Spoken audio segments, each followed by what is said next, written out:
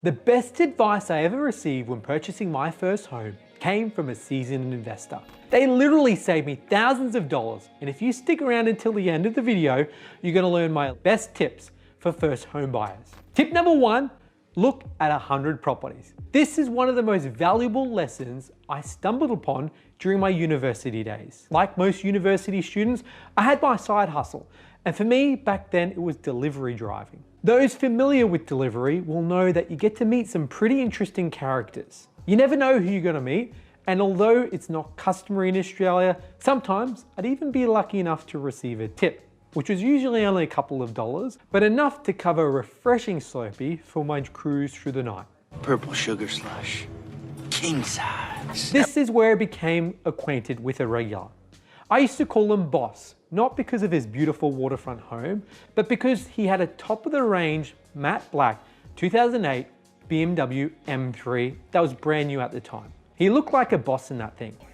Now, instead of tipping a few dollars like the occasional customer did, Boss would tip me with life lessons. I remember this like it was yesterday. Boss asked me if I'd ever owned a property. I'd advised I hadn't and had no plans to while studying university. He asked me something that struck me down like nothing ever had before. He said, "How will you ever be able to take an opportunity when you don't even know what one looks like?" He said many first home buyers look at 2 or 3 properties and purchase the one they fall in love, paying more than the market value. He recommended that in order to be ready for an opportunity, one must wear out the soles of their shoes looking for properties. He had a rule of thumb. You needed to see 100 properties to be able to make offers on 5 to 10, of which you might be successful in negotiating on one to buy. He finished by saying you're never too early to start looking, even if you have no plans to buy anytime soon. My key takeaways from this was, property is a numbers game.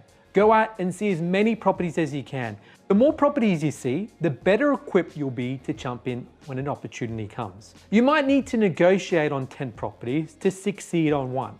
Next time you get knocked back an offer, understand that you're one no closer to a yes. And lastly, it's true what they say, patience is a virtue. You're never too early to start learning about property and equip yourself for opportunities to succeed in the future. Tip number 2, have a clear criteria. When I started looking for my first home, I was making all sorts of rookie areas. It took me 18 months to realize that my shotgun search approach wasn't working. It was with this frustration that I created my own property criteria. It's all about reducing the number of variables at play. For example, what are you looking for? A home, a townhouse, a unit? The best is to stick with one. Which suburbs are you looking at? Less is more here. We see most success when people choose 2 or less suburbs in selected areas you like to purchase in. When I decided on the 2 suburbs I wanted to purchase in, I actually found my first home within 6 weeks. How much are you willing to spend? $500,000, $600,000? Your budget will keep you realistic on your expectations, so you won't stray off looking at properties outside of what you can afford. We've developed a checklist to help flesh this out. Visit huntergalloway.com.au/resources and download the property location checklist. Now that you've narrowed down some variables, it's time to start researching the suburb. Even if you've grown up in the suburb, it's worth researching the suburb to get a better idea of what's going on. There are a few free online tools you can use. The first is Walk Score. It gives you an idea of the livability, transportation, and parks. You can even use a commute feature to work out what a 10-minute commute would be like by car, bus, cycling, or even walking. The second is Microburbs. They provide great insights via data directly extracted from census and offer free reports such as demographics, the neighborhood, and also income statistics. 2 things to keep in mind here. Be specific in the search and the search becomes easy.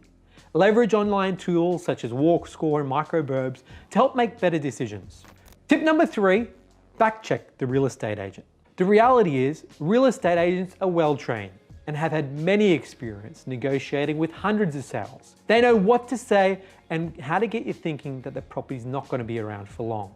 What this means for you is that you need to be very careful with what you believe. If the agent says there's another party interested and they're about to make an offer, this doesn't mean you need to rush to get in. It could be that they're saying this to increase the urgency with your decision-making process. This is where research comes in handy, especially if you've seen 100+ open homes. You'll get an idea of how quickly properties are selling in the area, as well as when you go through more open homes, you'll start to notice trends in the area, such as how long properties are sitting on the market. Real estate agents are still a valuable source of information, so it pays to cross-reference what they say to ensure you haven't had anything over or underestimated. So remember, fact check the real estate agent. Number 4, keep emotions out. There's no doubt about it, purchasing your first home is an emotional roller coaster. At least for me it was. Not only do you have the stress of trying to find the right home, but the frustration of missing out, especially if you find one you like. When I purchased my first home, I'd fallen in love with the perfect property. It was close to schools, public transport, shops, near family and work. It ticked all the boxes. I was in love with it and I felt like this was a property for me. I had tunnel vision. This was the only property I could envisage myself being in. The real estate agent picked up how emotionally invested I was in the property and used this to their advantage when negotiating with me. I ended up getting in a bidding war with another buyer that was just as interested in the property as I was. We ended up pushing each other to our limits. I was unlucky on that one and missed out. However, I walked away with a great lesson. And I guess that's why they say hindsight's 20/20. As hard as it might be, take the emotion out of the purchase. Keep an even keel and gain perspective by talking to someone else not involved in the transaction, such as mum or dad, to give you a different angle to look at things. Tip number 5, talk to the neighbors. This is an interesting one and a lot of people forget about. Can you imagine anything worse than buying your dream home and being stuck to neighbors from hell? I'd previously had a client who talked with neighbors on the same street as the property she was looking at buying. By doing this, she was able to establish the type of people living on the street, what the street was like, and got to ask questions to better understand why the owners were looking to sell. She'd even gone as far as going to the property at different times of day to see if there was a barking dog or nightmare neighbors going at it. It's wise to scope out the area. You can't exactly ask for a refund when you move in and find out you have next door neighbors rave partying every night. It pays to chat to the neighbors. The more information you have, the better decisions you can make. Tip number 6, mortgage on training wheels. When I got in the market the first home, my borrowing power was above what I was comfortable with lending. This is pretty common.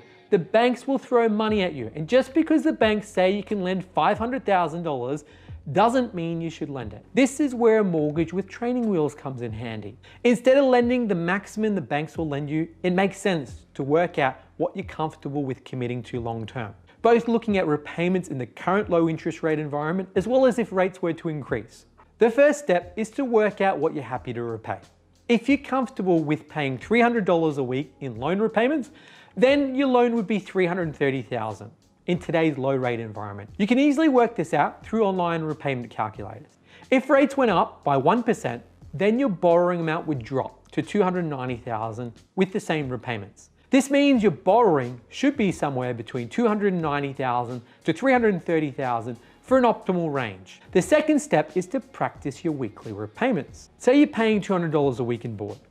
You'd make up the difference of $100 by constantly putting that in a savings account. This makes your net commitment of $300 per week, just like your loan repayment. The two key takeaways here are, work out what you're comfortable with repaying, not what the banks are willing to lend you. And by practicing your monthly repayments, you can gauge how far you're stretching yourself and if you need to increase or decrease your initial commitment. Tip number 7, don't just negotiate on price. Price isn't the only thing you can negotiate. Everything is up for grabs, and I mean everything. You can negotiate things like the red couch in the living room to be included in the sale. You can even choose to have a longer settlement date or even negotiate the initial and balance deposits. This isn't even scratching the surface. There are a bunch of things you can negotiate on, and some will move you closer to getting a deal done, whilst others might see you lose out. Now, the reality is price is always going to be an important factor when it comes to the seller accepting your offer. That variable will be based on your own research and judgment. Did you know that terms such as building a pest, finance, and settlement can sometimes sway the negotiations in your favor? Say, for example, you're in a multiple offer situation with you and another buyer. Then the next thing that could sway the offer in your favor is by having sharper terms. Things like 7 days for finance, 7 days for building a pest, and 30 days for settlement could secure it. Whilst if the other buyer only had 14 days for settlement, 14 days for building a pest, and 45 days for settlement, that could see them lose out. So quicker terms for things like finance and building a pest, as well as settlement, could see you successfully purchase. So remember to trim down your contract terms to appeal to the seller. And there you have it. You're now in the know. So it's over to you. Are you looking to buy a place? Did you know at Mortgage Broker Brisbane, Hunter Galloway, we help buyers across Australia? So whether you're looking to refinance or purchase, you're in safe hands. Simply reach out and call us on 1300 088 065 or visit online at huntergalloway.com.au. Thanks for watching, and we'll see you next time.